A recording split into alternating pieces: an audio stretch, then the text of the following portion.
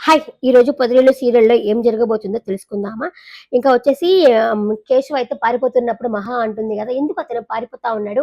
ఆగొచ్చు గదా! అని జెప్పేసి కన్నాతో అంటుంది. కన్నా వచ్చేసి మిమ్మల్ని కసిరాడు గదా! అందుకే అతను వెళ్ళిపోతున్నాడు అని చెప్పంటే ఎన్ని రోజులు పారిపోతాడు?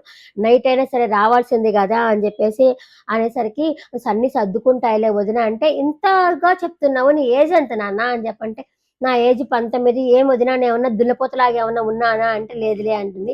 మీ ఏజ్ ఎంత వదినా అంటే 23 అని చెప్పంటుంది. 23 అంటే ఏమి నేను గూడా ఏమన్నా దున్నపోతులాగా ఉన్నానంటే లేదు ఇంకా చిన్నవాళ్ళలాగే ఉన్నారని చెప్పేసి అతనైతే అనడం అయితే జరుగుతుంది. జరిగిన తర్వాత సరే ఇంక మనిద్దరం అన్నం తిందాము అన్న ఉద్దేశంతో తిందామంటే తిందాము. మా అన్నయ్య ఆమ్లెట్ ఏసుకోమన్నాడంటే ఇంకా ఆమ్లెట్ చేసుకుందాం అనే ఉద్దేశంతో చూస్తే దానికి కూరగాయలు కట్ చేయడం గూడా రాదు మహాకొచ్చేసి. ఆనియన్ కూడా సరే ఆనియన్ కట్ చెయ్యి అని చెప్పేసరికి ఆనియన్ కట్ చేయడానికి కూడా రాకపోయేసరికి కన్నానే ఆనియన్ కూడా కట్ చేసుకుంటాడు. ఇంకా వీళ్ళిద్దరూ ఆమ్లెట్ అయితే వేసుకుంటారు. అరే మీకు వంట వచ్చి కూడా మీరు మీ అన్నయ్య చేత చేయించుకుంటున్నారు ఎందుకు అనేసి అడుగుతుందనమాట. మహా అడిగేసరికి మేము చిన్నవాళ్ళుగా ఉన్నప్పుడే మా అమ్మ చనిపోయింది. అప్పటినుంచయితే మా అన్నయ్యే మమ్మల్నయితే చూసుకుంటున్నాడు అని చెప్పి ఫీల్ అవుతాడు. అంతలోపల మహాకి కండ్లో నుంచి నీళ్ళొస్తాయన్నమాట. మీరెందుకు ఏడుస్తున్నారంటే, నీ మొహం నా ముందే కదా నువ్వు ఆనియన్ కట్ చేశావు అనేసి మహా అయితే చెప్తుంది. సరే ఇంక వాళ్ళిద్దరూ ఆమ్లెట్ అయితే తింటారనమాట. తిన్న తర్వాత ఇంకా నెక్స్ట్ వీళ్ళని చూపిస్తారు. ఎవరు శైలజ కొత్త క్యారెక్టర్ వచ్చారు గదా! వాళ్ళనైతే చూపిస్తారనమాట. ఆ అమ్మాయి అయితే షాపింగ్‌కెళ్తుంది. షాపింగ్‌కెళ్ళి వాళ్ళ ఫ్రెండ్‌కి గిఫ్ట్ కొనాలా అన్న ఉద్దేశంతో పోయి చెప్తుంది.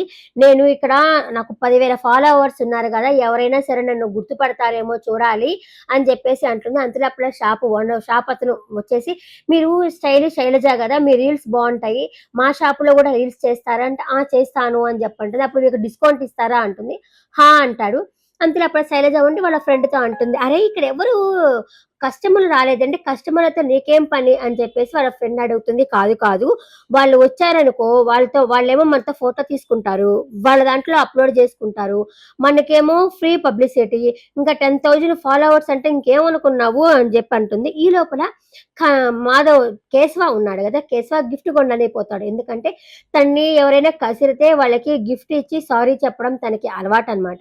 అని వాళ్ళు చెప్పారు కదా! ఆ ఉద్దేశంతో ఏదైనా గిఫ్ట్ కొనడానికి వెళ్తున్న సరికి వీళ్ళని చూసి సేల్స్ గర్ల్ అనుకుంటారు. అనుకోని ఒక గిఫ్ట్ అయితే చూపించండి అని జెప్పేసి అనేసరికి, నేను సేల్స్ గర్ల్ అనుకున్నావా? కాదు. నీలాగే నేను కస్టమర్‌ని. నాకు కొంచెం మైండ్ వాడు, బుద్ధి వాడు అని జెప్పేసి కేశవతో అంటుంది ఆ శైలజ. అతనొచ్చేసి నేనేం జేశాను? పని అతను తీసుకొచ్చుకుంటాడులే అతను. నేనేం జేశానురా! ఆ అమ్మాయి మైండ్ వాడమని జెప్పిందంటే, ఈ ఈ కాలం ఆడవాళ్ళు ఎందుకు ఎప్పుడు కసురుతారో తెలీదన్నా అని జెప్పేసి ఆయనైతే అంటాడనమాట. సరే అని జెప్పి ఇంకా అతనొస్తాడు. ఏం కావాలయ్యా అంటే, గిఫ్ట్ కావాలంటే, ఎందుకు సార్ అంటే, సారీ చెప్పడానికి అని జెప్పి ఆ పక్కనున్న అతను అంటాడనమాట. పనబ్బాయి.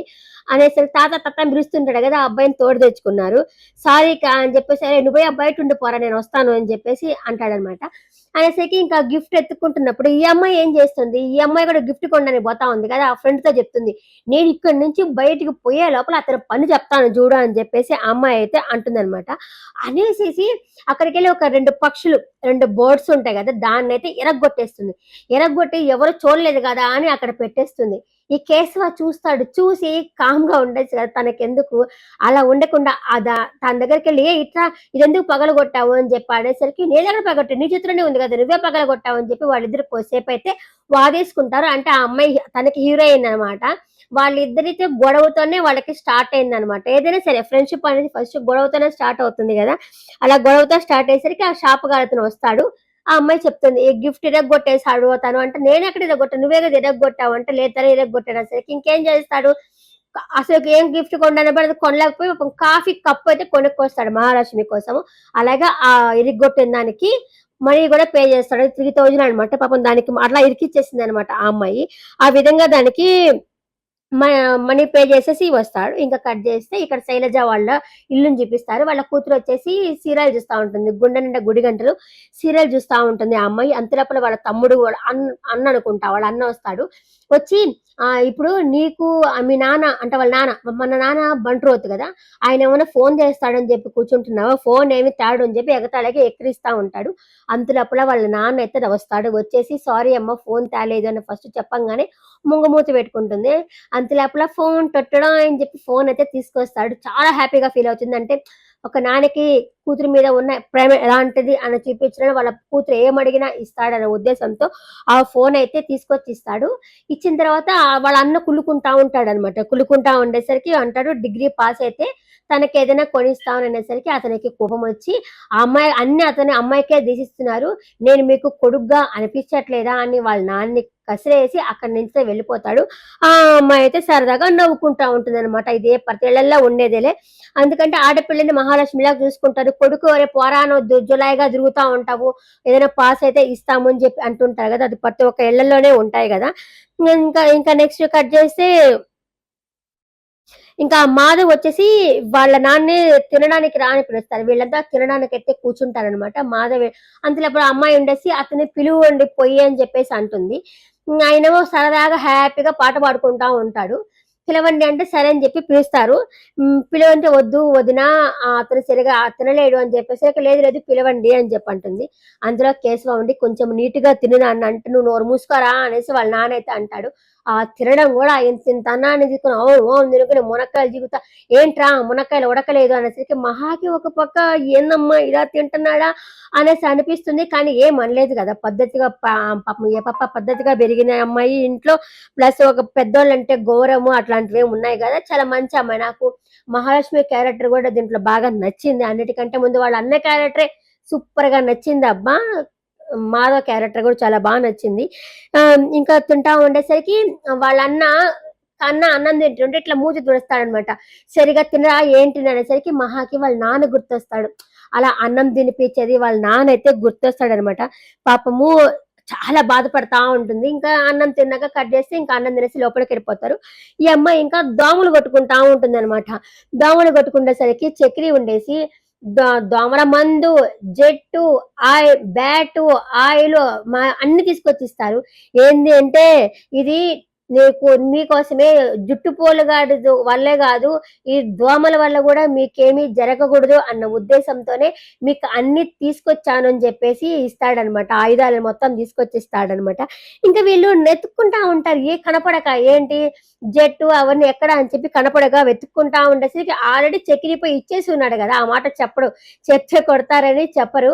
ఎత్తుకుంటా ఉండేసి ఏమంటే ఏది కనిపించట్లేదు రా దోమలు రా అని చెప్పేసి వాళ్ళైతే కొట్టుకుంటా ఉంటారు. అంత లోపల మహా వచ్చేసి నాకు జెల్ మాత్రమే చాలు మిగతా అది తీసుకోండి అని చెప్పి వాళ్ళకైతే ఇచ్చేస్తుంది అనమాట. వాళ్ళైతే ఏసి ఇంకా వాడు అన్ని అబద్ధాలు చెప్తావురా అని చెప్పి వాడికైతే ఫుల్ కోట అనమాట అతనికి. ఇంకా వీళ్ళు ఇల్లు చూపిస్తారు. ఎవరిని మహా వాళ్ళ అమ్మ వాళ్ళ ఇల్లయితే చూపిస్తారు. అన్ని కవర్ ఈరోజు సీరియల్‌లో మొత్తం కవర్ చేశారు. ఒక 3 ఇళ్ళని కవర్ చేశారు. 3 ఫ్యామిలీలని కవర్ చేశారు. ఇంకా వాళ్ళ మహా వాళ్ళ అన్నయ్య కామ్‌గా కూర్చోనుంటాడు. ఇట్లా దిగులుగా కూర్చోనుంటే వాళ్ళ వైఫ్ వాళ్ళ అమ్మ వచ్చేసి ఏమైంది అని చెప్పి అది ఏమైంది ఏమైంది అని చెప్పి అనేసరికి వాళ్ళ నాన్న కూడా వచ్చుంటాడనమాట. మహా వాళ్ళ నాన్న కూడా ఉంటాడనమాట. ఏమైందిరా అంటే మహా పోయిన ఇల్లు మంచిల్లు కాదు. అక్కడ ఒక ఆడవాళ్ళు కూడా ఎవరు లేరు. ఇంకా వాళ్ళ నాన్న విషయానికొస్తే ఆయన పచ్చి తాగుబోతంట ఆయన. అలాగే 2 పెళ్ళిళ్ళయినాయి. ఒక ఆమె అయితే వెళ్ళిపోయింది. ఇంకొక ఆమెనైతే హత్య చేశాడు. ఆ ఇల్లు కూడా వాళ్ళది కాదు. వాళ్ళ ఇంటి మీద కేసయితే నడుస్తుంది. ఆ కేసు పెట్టిన వాళ్ళు కూడా వాళ్ళ మేనత్త వాళ్ళే. ఆ ఇల్లు వాళ్ళకి పోయిందంటే వీళ్ళకి కనీసం ఇల్లు కూడా ఉండదు అని చెప్పేసి నాకు అయ్యో మన కూతురు అలా ఎలా పోయిందిరా వాళ్ళ ఇంట్లో ఎలా ఉండగలుస్తుందిరా అని చెప్పేసి వాళ్ళైతే చాలా బాధపడతా ఉంటారనమాట. ఇంకా ఇంకా మహా దగ్గరికి చక్రి వస్తాడనమాట. చక్రి వచ్చిన తర్వాత మహా అడుగుతుంది, "ఇక నాకు చాలా బోర్ కొడతా ఉంది" అంటే, "బోరా అయితే ఏం చేయమంటారు? ఏం చేద్దాము?" అని చెప్పేసి అడిగేసరికి, "మీ ఆఫీస్‌కొస్తాను నేను" అంటుంది. ఆఫీస్‌కంటే, "అవును మీ ఆఫీస్‌లో నాకు జాబ్ ఇవ్వంటే" వామ్మో! ఇప్పుడొస్తే నేను మా కార్యేశ్వరరావునేమో వర్కర్‌ని చేయాలా అనేసరికి, "ఏమండి మీరు మా ఆఫీస్‌కి రాలేరండి" అంటే అన్ని అబద్ధాలు చెప్పాడు కదా! "మీరు ఆఫీస్‌కి రాలేరండి మీరు" అని చెప్పంటే, "ఏమి ఎందుకు రానంటే" మీరు చదివిన చదువుకి అక్కడ నాదైతే ఉద్యోగం చేయలేరండి అంటాడు.